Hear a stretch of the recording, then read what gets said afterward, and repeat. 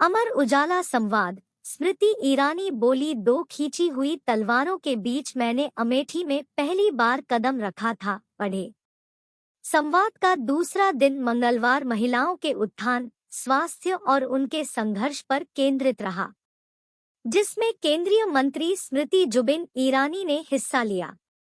इस दौरान उन्होंने अपने जीवन से जुड़े कई किस्से संवाद के मंच से साझा किए। जब उनसे प्रश्न किया गया कि उनको कब पता चला कि अब उनकी राजनीतिक यात्रा अमेठी से शुरू होगी और इस पर उनकी क्या प्रतिक्रिया थी, तो कुछ इस अंदाज में उन्होंने अपनी बातों को रखा। उत्तर प्रदेश की राजनीति में अमेठी एक ऐसी जगह है जिसका हमेशा से ही विशेष महत्व रहा है। अमर उजाला संवाद के कार्यक्रम में जब स्मृति जुबिन ईरानी जी पहुंची तो इससे संबंधित सवाल उनसे किया गया। अमेठी के प्रारंभ होने वाले सफर के बारे में बात करते हुए उन्होंने बताया कि 2014 में पार्टी नेतृत्व ने जानकारी दी कि उन्हें अमेठी से प्रत्याशी बनना है। 22 मार्च 2014 की शाम थी। बात सुनने में अटपटी लग सकती है, लेकिन मैंने कहा कि मुझे घर पर एक बार पूछना है। मुझे इस बात का एहसास था कि अमेठी की लड़ाई साधारण राजनीतिक लड़ाई नहीं होगी। उसका खामियाजा मुझे नहीं, बल्कि पूरे परिवार को भुगतना पड़ेगा। 2014 में तब केंद्र में सोनिया गांधी के नेतृत्व वाली सरकार थी। प्रदेश में सपा की सरकार थी। दोनों तरफ दो खींची हुई तलवारों के बीच मुझे अमेठी में प्रवेश करना था।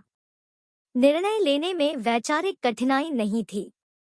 अमेठी वह क्षेत्र है जहां चुनावों में उम्मीदवार की हत्या हो जाती है या गोलियां चल जाती है। जब परिवार को मैंने फोन पर यह बताया तो मुझसे पूछा गया कि अनहोनी हो जाए तो क्या करोगी? 10 साल पहले एक बच्चा 9 साल और एक 11 साल का था। तब पति पत्नी ने बैठकर निर्णय किया कि आप कभी मत अमेठी आइएगा, क्योंकि दोनों में से एक को बच्चों के लिए जीवित बचना चाहिए।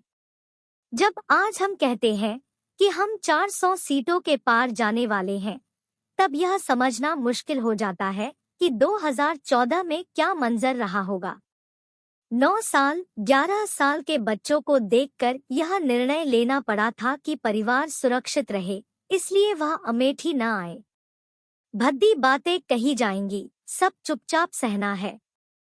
बड़ों बच्चों को साथ बैठाना और उन्हें समझाना अपने आप में जीवन की अलग किताब है। वहीं से अमेठी का सफर शुरू हुआ। यह चर्चा हमारे घर में मात्र 1 घंटे की रही। माँ और पूरा मायका संघ की पृष्ठभूमि से है। निर्णय लेने में वैचारिक कठिनाई नहीं थी, बस परिवार की दृष्टि से भावनात्मक चुनौती थी। 1 घंटे में पारिवारिक निर्णय हुआ और बाकी सब इतिहास है। रात 11:40 बजे मैंने पार्टी नेतृत्व को बताया कि हाँ, मैं अमेठी से चुनाव लड़ूंगी। सीमेंट की बोरियों के बीच से राजनीतिक सफर की शुरुआत हुई। अमेठी तो 2014 में ही मेरा घर बन चुका था। फर्क यह था कि कमरा किराए पर था। कुछ लोग कहते थे कि मैं अस्थायी हूँ। कुछ लोगों को कमरे का किराया देने में झिझक होती थी कि मैं रहूंगी तो कांग्रेस के किसी कार्यकर्ता के गुस्से की आग में वह झुलस न जाए। तब पूरी जनपद में रहने को जगह नहीं मिली तो गौरीगंज के मध्य में खेत में सीमेंट का गोदाम था। कार्यकर्ता वहां ले गए और कहा कि यहाँ कमरा मिल सकता है। सीमेंट की बोरियों के बीच से राजनीतिक सफर की शुरुआत हुई। हम 4-5 महिला कार्यकर्ता थी। उनमें से कई ऐसे परिवारों से थी जिन्होंने फर्श पर सोने की कल्पना नहीं थी। उन्हें पता था कि सफर कठिन है। क्षमताओं के आधार पर इतिहास लिखा जाना था। उन्हें फर्श और टपकती छत मंजूर थी। कीड़े मकोड़े भी टपकती छत के साथ मौजूद रहते थे। मेरे लिए यह 10 साल की यात्रा का अहम पड़ाव। कल आपके मंच पर उपमुख्यमंत्री आए थे। 2019 में जब वे प्रचार पर आए तो लोगों से मिलने पर कहा गया कि दीदी किराए के घर में रहती हैं, तो वे अपना मकान बनाएंगी। उन्होंने कहा कि मैं वादा करता हूं कि दीदी मकान बनाएंगी। भाई के मुख से यह बात निकल गई तो बात पूरी करनी थी। यह सौभाग्य है कि मेरे लिए यह 10 साल की यात्रा का अहम पड़ाव है। कांग्रेस पर कुछ इस अंदाज में साधा निशाना। अगर आप अमेठी का राजनीतिक विश्लेषण करें तो 2022 के विधानसभा चुनाव में उत्तर प्रदेश की राजनीतिक कमान श्रीमती वाड्रा के हाथ में थी। अमेठी की 5 में से 4 विधानसभा में प्रियंका और राहुल गांधी दोनों मिलकर चुनाव प्रचार करने आए थे। जिन 4 सीटों पर वे प्रचार करने आए, चारों पर कांग्रेस की जमानत जब्त हो गई। 2019 में कांग्रेस का प्रत्याशी अकेले नहीं लड़ा था। हमने 2019 में ही इंडी अलायंस को हरा दिया था।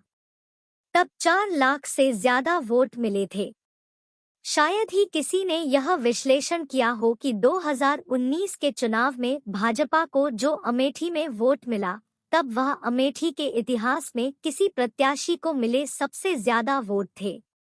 अगर आप 2022 के विधानसभा चुनाव की समीक्षा करें तो पाएंगे कि पूरे लोकसभा क्षेत्र में कांग्रेस में महज 1.40 लाख वोट ही बचे हैं। अगर वे ये बचे हुए वोट लेने आना चाहते हैं तो उनका लोकतांत्रिक अधिकार है। मैंने उनकी राजनीति को जितना देखा है, उससे पता चलता है कि जहां संघर्ष है वहां वे कदम नहीं रखते। 2024 में आप बूथ पर जाएंगे तो 60,000 लोग मिलेंगे। 2014 से पहले अमेठी में भाजपा को 30,000 वोट मिलते थे। मैंने 22 दिन में प्रचार किया। 1,800 में से 1,200 बूथ पहुंची। दिन में 35 जगह भाषण दिए। 30,000 का वोट बढ़कर 3 लाख हो गया था। 60% बूथ पर कुर्सी पर बैठने के लिए लोग नहीं थे।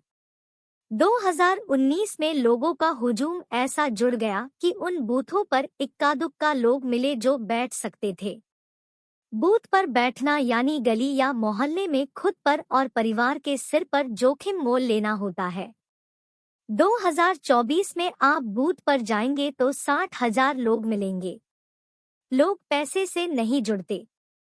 मंचों पर नेता के साथ रहना आसान है। गांवगली में दहशत के सामने कुर्सी लगाकर बैठना मुश्किल है।